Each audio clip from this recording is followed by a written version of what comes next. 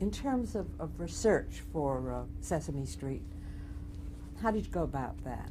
We hired Ed Palmer to be head of research here. He was a wonderful guy and got along, is a wonderful man. He's not here anymore, but he's still going strong.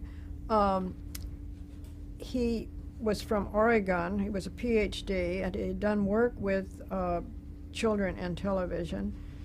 He was one of the few social scientists in the country that had been studying the effects of television on children. And Jerry Lesser being the other, who was chairman of our board of advisors, he at Harvard. And Ed came in and started taking material out into the field and testing it and telling producers what worked, what didn't work, what appealed, what didn't appeal, making suggestions as to how the material could be more educational or more appealing, so that so-called formative research went on all the time, the feedback to producers, and goes on to this day. We research everything we do, and Sesame Street research, it goes right on. But Ed was heroic in this because he got along so well with the producers that they really accepted him as another producer, and there was never any split between academics and producers. The academic community was very happy with what you were doing? Yes, and they were very involved. We had a number of academic advisors, including Jerry Lesser.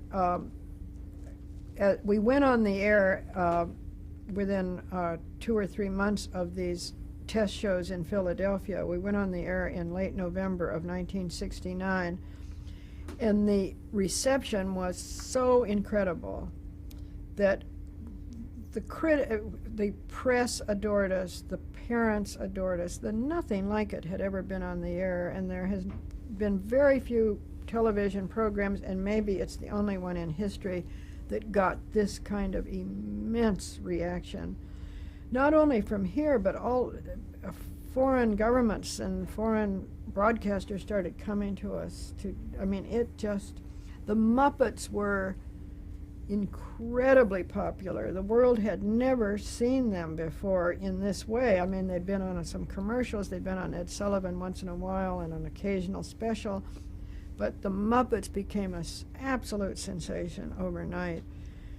So that criticism, I'm sure there was some academic criticism, and certainly there were people who were sure we were destroying the minds of children, but they were absolutely drowned out in this period. Eventually, an academic or two really took us on, people named Singer at Yale, a couple, and a man named Cook did a study of our research and decided that we had widened the gap between rich and poor, which wasn't true. It was really a misreading of a misinterpretation, a misanalysis, we believe, and our advisors believe. But so there was some serious criticism, and it always was picked up by the press, but it never had very much impact because the show was so popular with the public. In hiring the actors, I know you wanted them ethnically mixed, but did they have experience working with children, the ones you hired? Susan, Loretta Long, I think, had been a school teacher. Matt Knott, Matt Robinson, who played the first season of Gordon, it's now Roscoe Ormond, it's a different actor. No, by and large not. Just Susan, I think. Now, let's talk a little bit about the Muppets. I mean, they're so popular. Everybody knows them. They're part of our vocabulary. But they represent different things, don't they? I mean, well, on our show, yes. they some of them were created or are used to respond to curriculum needs or what academic advisors wanted us to do. Bert and Ernie, for example, that Jim created for the show. Cookie, I think, was already existed as a Muppet and was brought on and given to us exclusively by Henson, because any Muppet except Kermit who appears on Sesame Street must be exclusive to us. Kermit, we always, we just love him, and the fact that he does other things, sometimes not totally appropriate to children, we live with. But one of the academic advisors had said it would be good to see a child be very smart and top adults in some way. And I said, well, that would be politically incorrect. Parents would not wish to see this behavior modeled.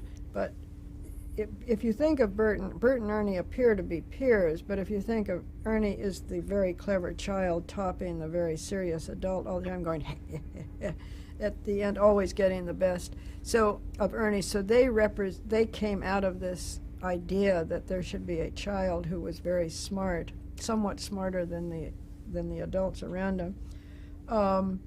Cookie doesn't represent anything academic. Grover? Pardon? Grover? Grover, not either. He does very educational things, but I'm not sure. He may have been a character that already existed with the Hensons, and that Henson turned over to our show. Frank Oz, who is a great puppeteer, is Grover, and Cookie. And Count Von Count? Well, Count Von Count is there to count. Uh-huh. And Snuffleupagus. He Yes. was invented some years later, and I think it was they just wanted a great big puppet with two puppeteers involved. They wanted Big Bird to have a best friend and to model best friend behavior. Mm-hmm. And I think Jim loved complicated puppetry, and I think he liked the idea that it was two puppeteers and it was very complex. Mm-hmm. It was an engineering feat. You didn't have any female characters. No, at the and that was beginning. very much criticized. Yeah. But Jim did not have female Muppeteers, and it's a very physical activity, very hard work. And he just never saw it was, even though his own wife was a puppeteer, it was like he didn't think of women as able to do that kind of work. So the men used falsetto voices, as in Miss Piggy, which is not Sesame Street, but became a Muppet of the Muppet Show, which happened in '77, I think it went on the air.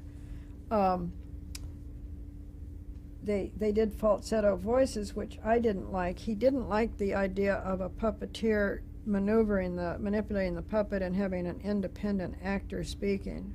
It didn't work. He was such a perfectionist.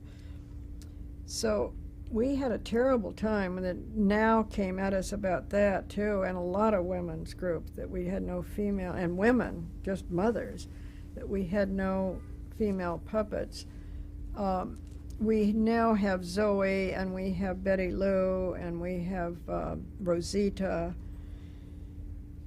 but they never have had the impact of the major male Muppets, and so be it. Jim is Jim. Jim is not around anymore to kick around over this, and the issue seems to have sort of died down. Well, did these female puppets represent any particular values or? No, just little. Just to be- Well, they're always very independent little girls. Whatever female puppet appears, we don't want to get into any trouble by having a docile girl. Did you try to sell the show at all to the major networks? Did you want to Before it went on the air, Lloyd Morris said before PBS had agreed to take it or before it was decided to go into public broadcasting, Lloyd talked to NBC and I think CBS, and there was no interest. Really?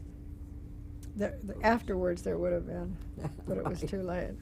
And then you became independent, the Children's Television Workshop? We incorporated in 1970 as the Children's Television Workshop. I had been executive director. I was named president. A board of directors was appointed, and it's been independent ever since. Why was it important to leave the parent, the home of public television? Well, we didn't leave public television No. exactly, but we left NET, which was a good thing because it was going to merge with 13 as events turned out.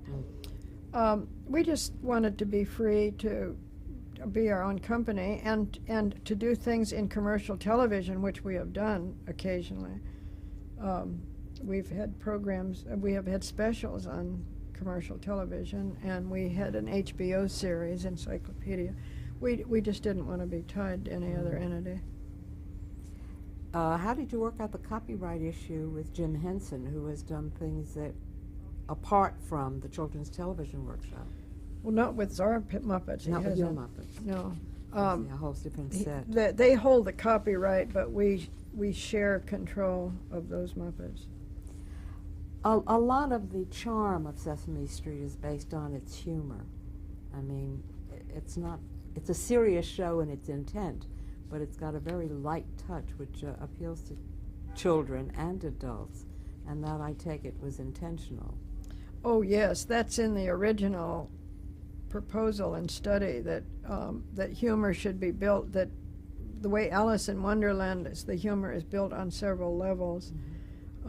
This was that children would get one thing out of the humor, the adults watching with them or the older siblings would get something else.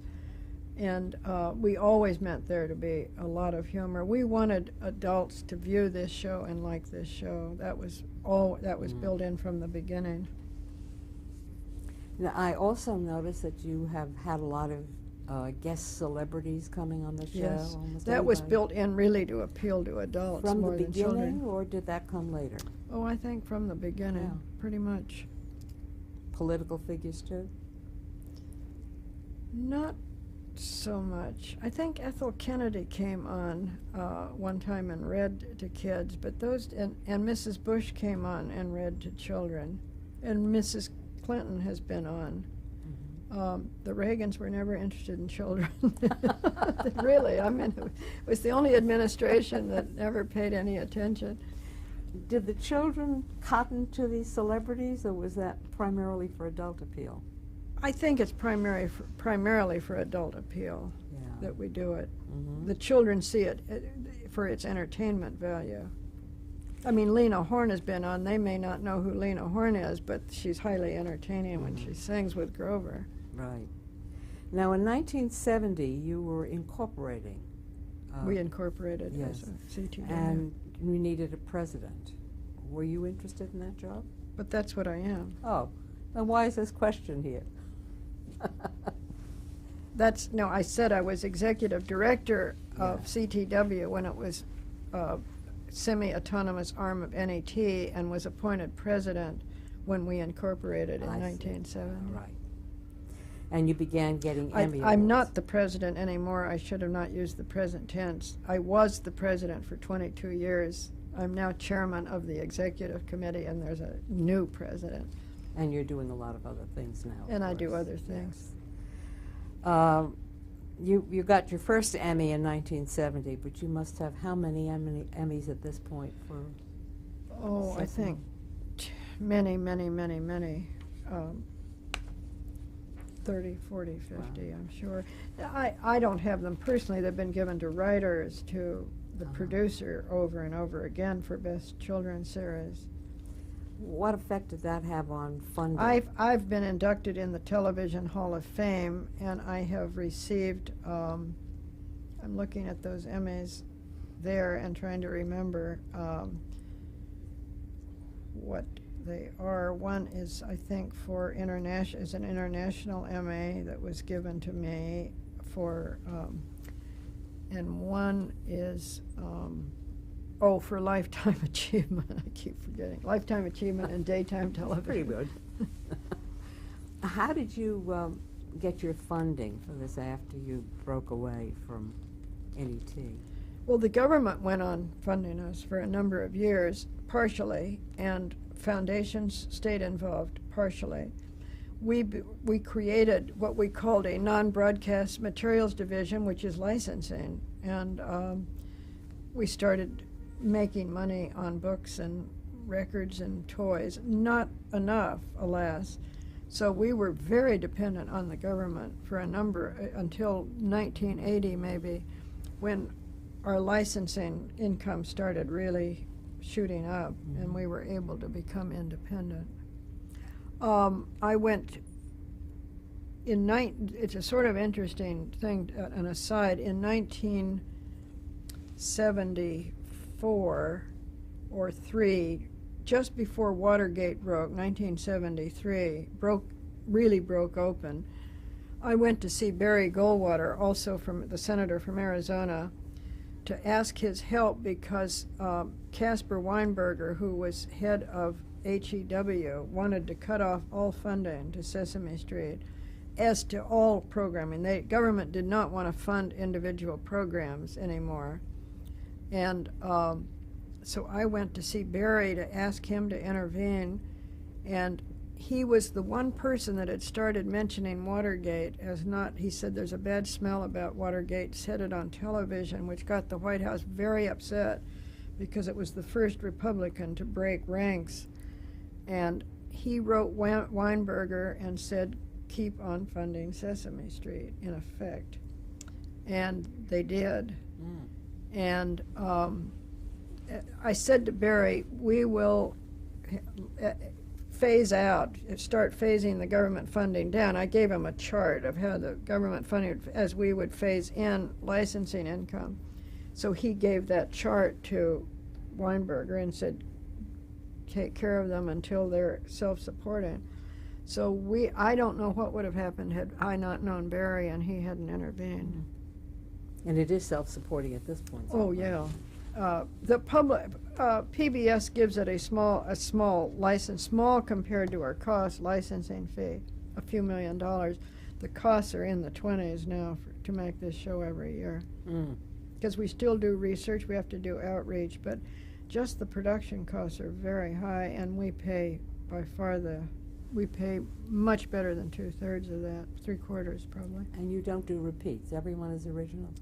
Well, we do repeats during the year, and we use old material over and over again. You couldn't do this for, you couldn't make 90 hours for what we're making this for if you couldn't use old previously done animation. We reuse Muppet pieces. We rest material for years at a time and then bring it back. So we have a huge library. You don't repeat one whole show as it was. What's new, just during the year, because it's on every day, and we don't make, we don't make 200 shows. We make 90, and then we repeat those in the course of the year.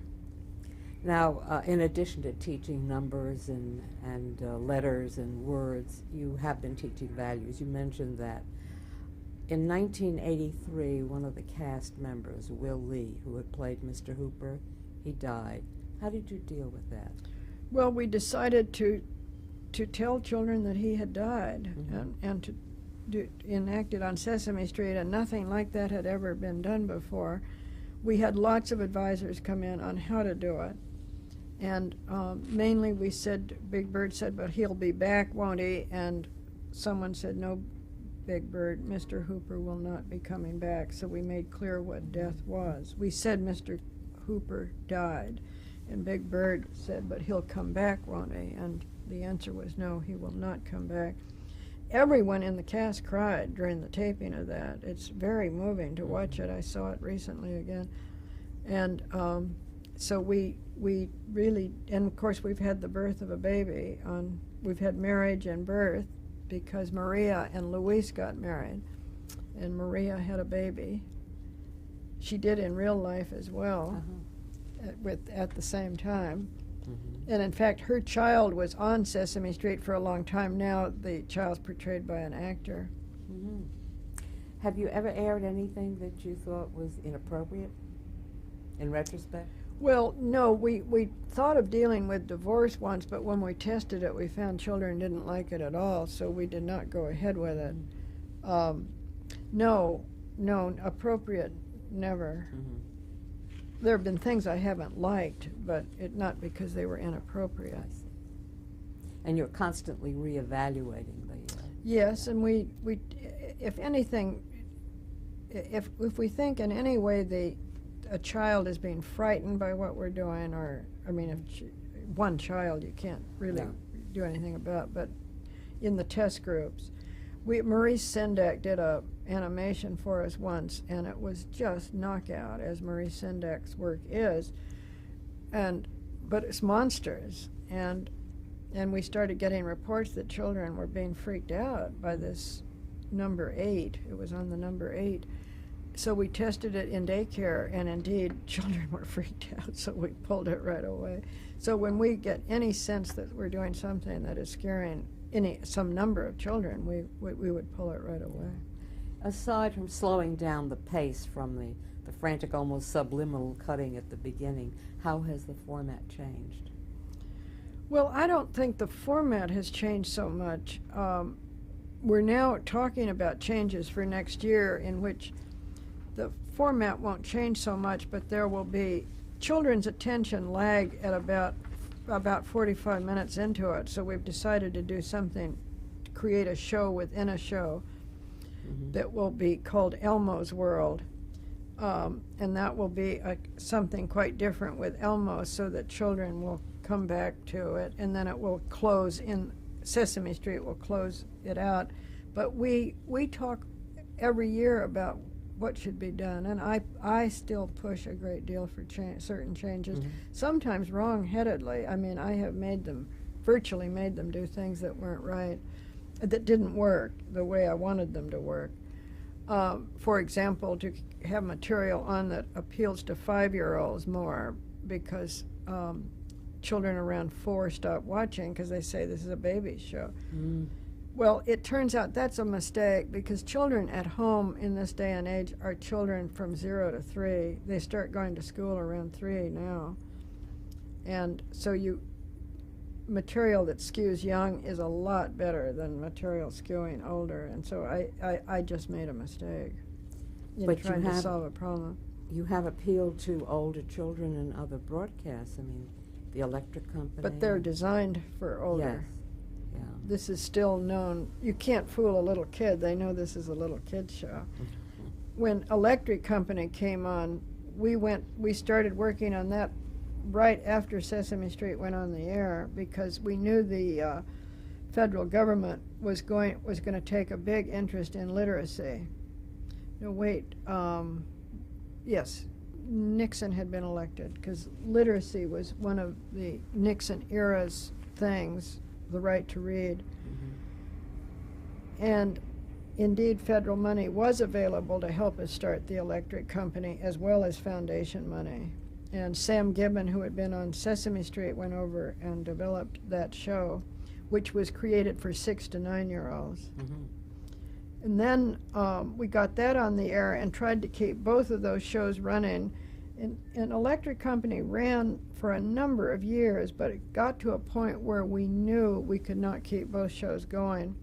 So the government gave us money to do the last 2 years, so that they would be very suitable for in-classroom use, because Electric Company was widely used in classrooms.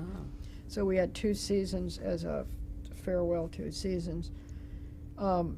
We started work on 3-to-1 contact in 1980. We had done Feeling Good, a health series for grown-ups, in the mid-'70s, and maybe 73 we started work on it, or 74. It began airing, I think, in 74, right? 74. Yeah.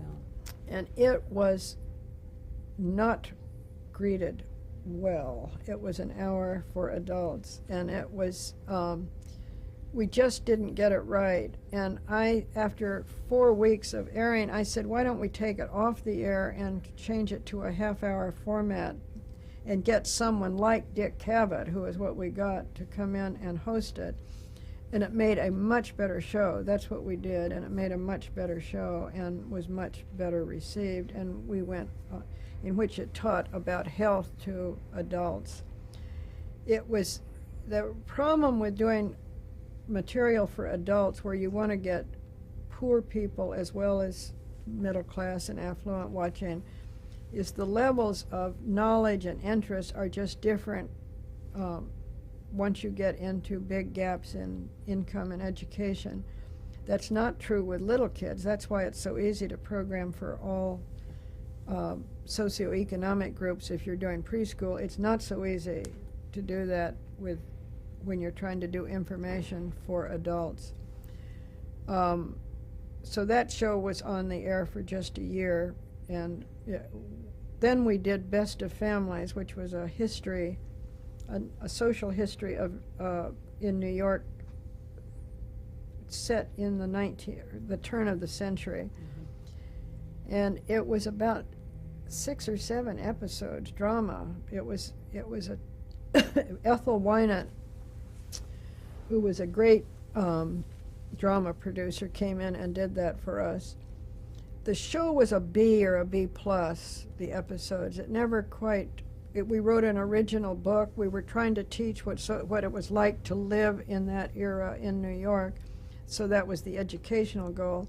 But it was aimed at adults, and it was a B or B plus. And we decided at that point that we would concentrate solely on children. People had been trying to pressure us to do work for adults, and that was how we got into that. And once we had done 2 series for adults and felt we did not excel at that, I said, you know, how many institutions are devoted to children? Why are we trying to be devoted to, many institutions are devoted to adult programming, but let us stick with children. So we made that decision and started work on 321 Contact in 1980, which was science for 8 to 12-year-olds. And that was well received. It was none of these shows aimed at 8 to 12-year-olds that we did had the popularity of Sesame Street, because children 8 to 12 are in control of the set and are watching commercial television. And don't want to, so many of them are prejudiced against watching an educational program. But we had NSF, National Science Foundation, and others were very helpful with 321 Contact. And these shows are in a vault now, but will be re-aired on a digital channel that we're going to start with a partner that will be announced in May. That will be Children's Television Workshop. Education and a partner. A partner. Will you have your own digital station? Yeah, we will. It will be all educational programming for children, and that means 321 Contact. And the program we did next, Electric Company will be brought back, recut and brought back, 321 Contact. Then we did Square One TV, Dave Connell, who is has died, but he was a fabulous producer and did mathematics for children. Any particular age group? 8 to 12. 8 to 12 again. A lot of comedy material, game shows, so on, all in this half hour. It was very well received by schools and everyone. Again, it was not as popular as 321 Contact, because kids were very skittish about math, not about science. Science is cool, math is not cool. Go figure. Are any of these out in video cassette for sale? No, but they'll be back on the air. I mean, they'll be back on cable one of these days. It'll be a while before people can get digital, but probably not too far in the future, because you're going to be able to buy a gadget for $200 to go on your TV set that will get you the digital channels. Not HDTV, not to be confused with HDTV, but digital. That's the good news. The bad news is, of course, the fractionation will go on, so that there'll be 2 viewers per channel eventually. I'm going to cut right here and change tape. Okay.